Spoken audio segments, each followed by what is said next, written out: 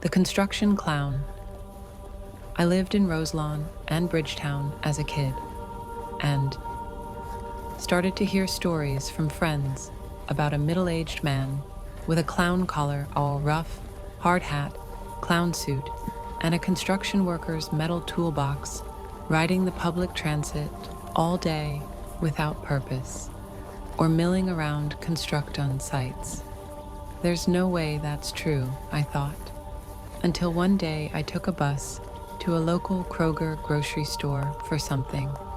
As I walked through the parking lot to the store, I saw him standing outside the front doors, toolbox in hand, hard hat, white ruffed collar, bright red sweatshirt, overalls, and work boots painted yellow.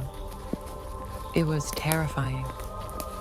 I milled around the parking lot for what felt like forever, and noticed that most people coming and going from the store were avoiding the guy.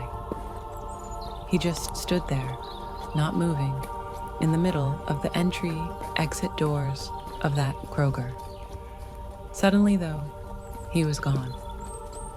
I didn't see if he walked away or got into a car or went inside, but I had lost my nerve completely and went back to the bus stop. As soon as I paid the fare and looked up to find a seat, there he was, just sitting in the middle of the bus.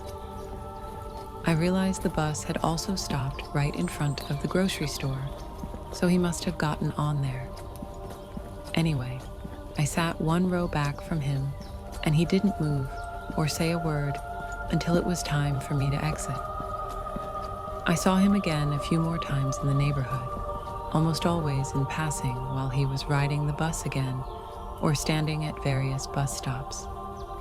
He was always dressed in the red sweatshirt and overalls or a full-on clown suit. One time he had a shovel. Then one day he was just gone and people stopped talking about him. Probably 20 years later, when I was in my 30s, I was visiting home and running around the city with my mom. We ended up in Covington, Kentucky, doing something or other, and were stuck in traffic on Martin Luther King Boulevard. As we inched up the road, I looked over and saw a silver bust statue of the guy. It was in front of the Hellman Creative Center. I completely lost it. Nobody, including my mother, had ever believed me when I told stories of seeing this guy when I was a kid. But there's a fucking statue of him right there on the side of the road.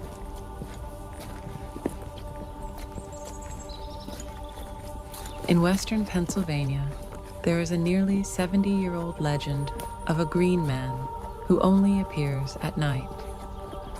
Also known as Charlie No Face, he was said to be faceless, glow bright green, and would chase away anyone who encountered his solitary midnight walks. While his story has been altered through a decades-long game of telephone in the area, the Green Man did exist. His name was Raymond Robinson. In the summer of 1919, he was dared by his friends to climb up to the top of a railroad bridge.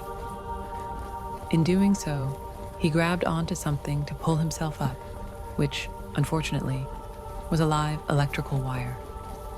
He was violently electrocuted, and much of his arm and face were burnt off, permanently disfiguring the young boy and rendering him mostly blind. The legend came about when residents, and specifically teens, of Raymond's neighborhood would see him walking around at night in the 50s and 60s. He specifically went out at night to avoid unnecessary attention from others. Teens at the time reported that he was a nice guy, very into baseball, and, in exchange for a beer and some cigarettes, would share stories.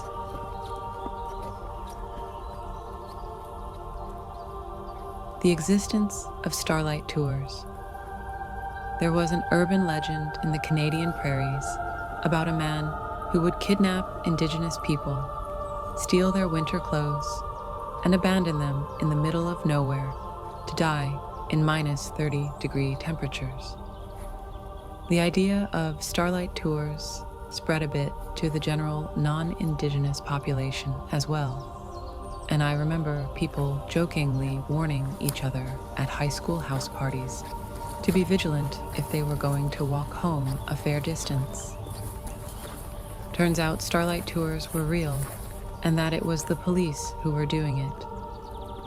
The police in Saskatoon would grab Indigenous people during the winter months and abandon them on the city outskirts to die. These suspicious deaths would then be documented and covered up by a variety of racist notions.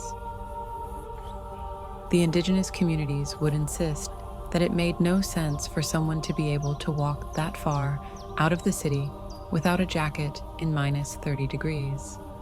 But the police wouldn't investigate and just say things like, "He must have been drunk," to cover it up. To many Indigenous people, it was never an urban legend, but instead an open act of violence.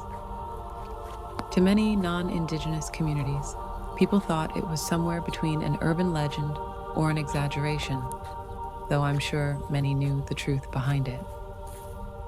At least in Saskatoon, Canada, this is said to have started at least in the 1990s and went on until the 2000s. But the idea of it goes back to the 70s. I am sure there are more cases of this outside of Saskatoon, but I don't know specifically. Despite there being convictions for related incidents in the police force, no one was ever actually convicted from the police for the Starlight Tours themselves.